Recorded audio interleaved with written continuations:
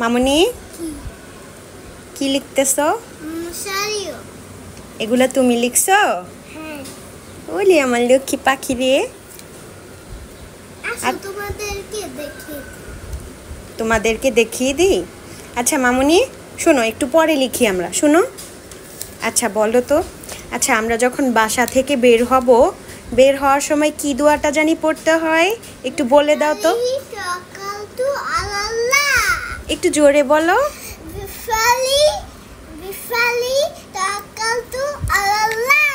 বিসমিল্লাহি গুড। আচ্ছা মামুনি এটা একটু সরাও তো। এই যে তুমি এত সুন্দর জামাটা পরছো, এই জামাটা কে বানায় দিছে? তুমি। আম্মুকে থ্যাংক ইউ বলছো? Thank you. তোমার এরকম জামা পরতে ভালো লাগে। প্রতিদিন সন্ধ্যাবেলায় আমাকে কিছু না কিছু তৈরি করতে হয়। তার কারণ হচ্ছে আমার মেয়েকে যে টিচার পড়ায় তাকে আমি প্রতিদিনই নতুন নতুন খাবার বা হেলদি কোনো খাবার দেওয়ার চেষ্টা করি।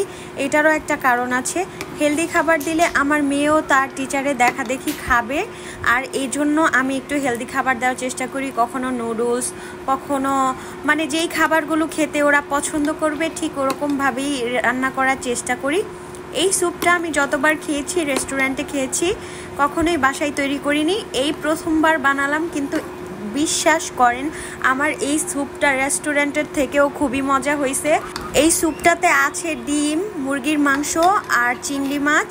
এই খাবারগুলো সবগুলোই খুবই হেলদি আর বিকালবেলার জন্য বেস্ট একটা অপশন। এই নাও।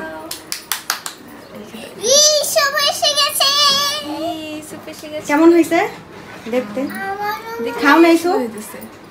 এরকম খাইনি, বাট নুডলস টাইপের খেয়েছি। আমার জন্য স্যুপ নাই। তুমি পড়া শেষ করো তারপর তোমারটা দিব, ঠিক আছে? স্যুপটা দেখতে একটু স্বাদময় আর কি মজাদার লাগছে। এখন দাও আমারে। এখন খাবা? একটু শেষ করো তারপর আমি আম্মু খাওয়াই দিব। আমি নিজে নিজে খাবো।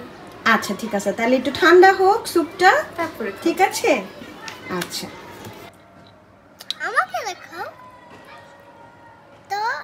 আসসালামু আলাইকুম, আজকে আমরা স্যুপ খাচ্ছি।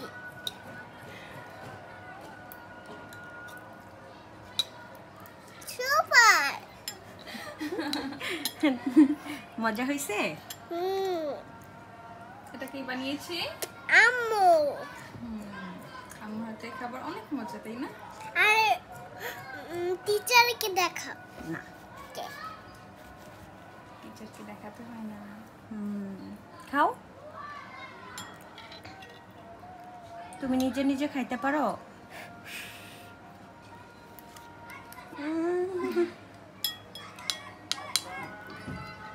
ধনিয়া পাতা খাও।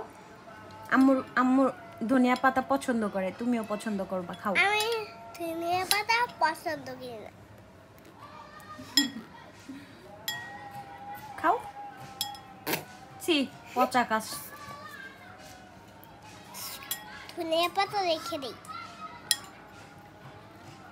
এত ধনিয়া পাতা।